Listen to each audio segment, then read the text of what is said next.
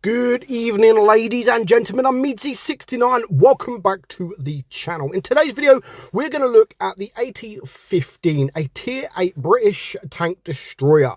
Now, the whole line of the British tank destroyers, the AT line as such, is kind of a weird line, to be fair. It doesn't fit, doesn't suit, and Wargaming definitely got this wrong, because you've got all the ATs, and then, of course, you've got the Tortoise, which is fine. And then you've got the Death Star, which is nothing like the entire line. They should have actually had the Badger as the Tier 10 rather than the Death Star. And maybe have the Death Star as a collectible or something else. Or maybe even to branch off it or something. But they definitely got it wrong because it literally just does not fit.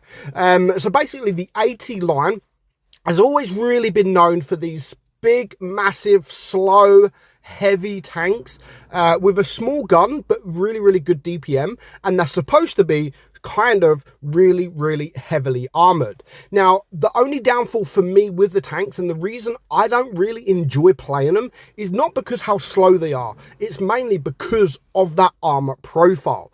I think they're shit. Honestly, they're supposed to be these big, strong heavies with heavy armor, but they're really not. They've got too many weak points. I don't think the armor's nowhere near as strong enough as it could be. And I definitely think they need some love. They need some change. And just put more armor. They need more armor. Whether that's the hatches on top, because the hatches on top of most of the line is actually really poor. But on top of that, the cheeks as well, they're really poor either side of the gun. And of course, the lower plate, which is quite poor as well. You know, I'm not asking for Wargaming to give everything super strong armor. Either buff the hatch, maybe the lower plate, and leave the cheeks, or leave the hatch, leave the lower plate, or you know, and then buff the cheeks. It definitely needs something, because I don't think they're nowhere near as good enough. DPM wise, this tank is one of the best, if not the best, in the entire tier. Very good DPM. So if you can get yourself in a position toe to toe with another tank that most likely, especially if you are top tier, coming up against sort of tier 7s and 8s, you will out DPM anything that comes your way. So, and that's sometimes how you've got to play this tank. You know, you're not going to flank around the map because it's just too slow. But if a tank comes in front of you and you do have a little bit of protection, like buildings from the side, you will be okay, and you will out DPM them, and you may get the odd bounce, you know, if you're lucky, but it's really about out DPMing the tank that's opposite you. So the armor, you can see 228 on your front, but that again, that is easily pennable. I mean, if people are switching, if they're going to use AP, then yes, you're going to get some bounces, but the majority of people now will just switch to Pramo, and then they can pen you like butter.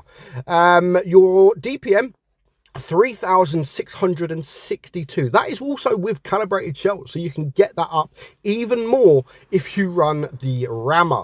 That reload is just 3.69 seconds. Of course, using adrenaline as well will make that even better. Your penetration is 244 on your AP, 271 on your APCR, and just 45 on your HE.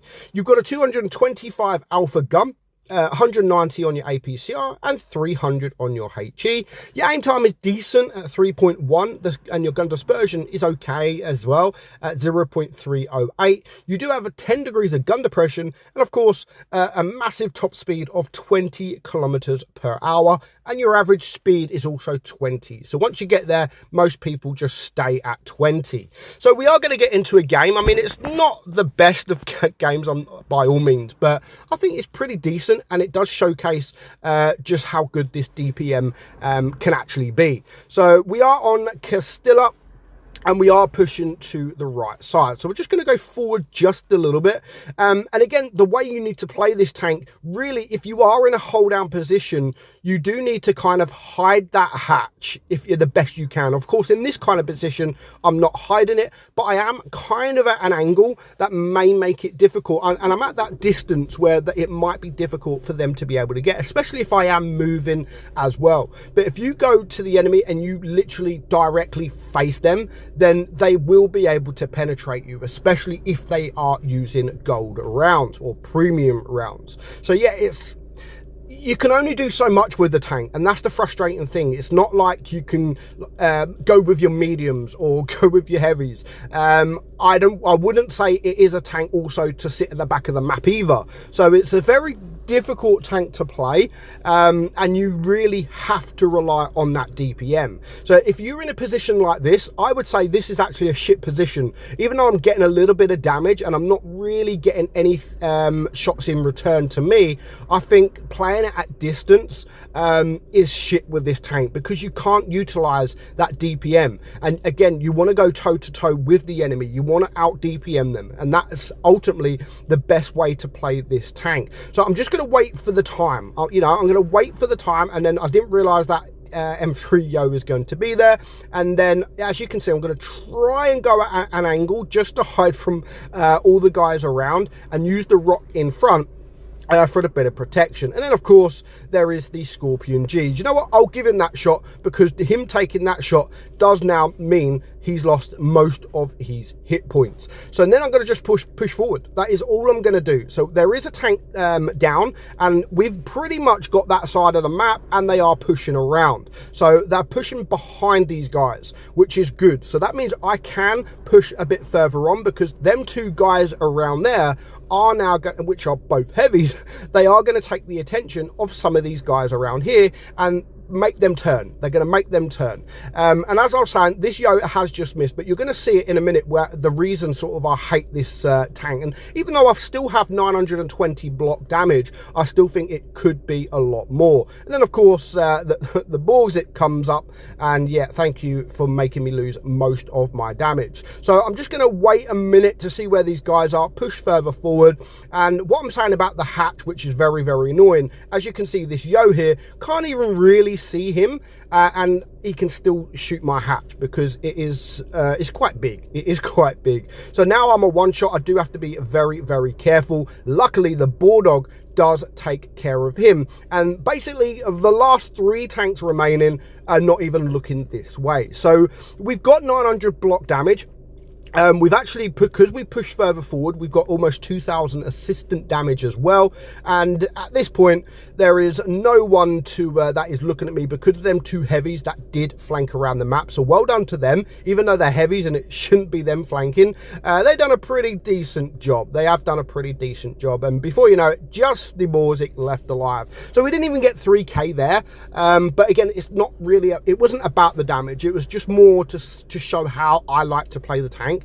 And yeah, I like to play it as far forward as I possibly can, and then just go toe to toe with the enemy, and try and out DPM them. But you don't want to go straight into it, because, you know, yes, you're probably going to out DPM the tank in front of you, but then you're also going to lose hit points, and you've got to save as much hit points as you can to see you out for the remainder of the game, of the battle there. So that is personally how I like to play the tank. Yes, it's a tank destroyer, but I don't like to play it sat at the back of the map. I mean, sometimes it may work if you've got targets and you can actually keep firing, and you might keep hitting them targets and targets and targets, but you know, that's not how I like to play it. So definitely need something more, you know, maybe a little bit of armor, I don't know.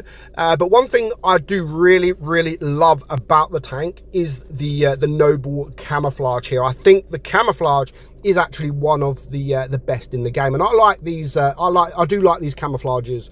It just makes the tank look real. Basically, it's a bit more modern.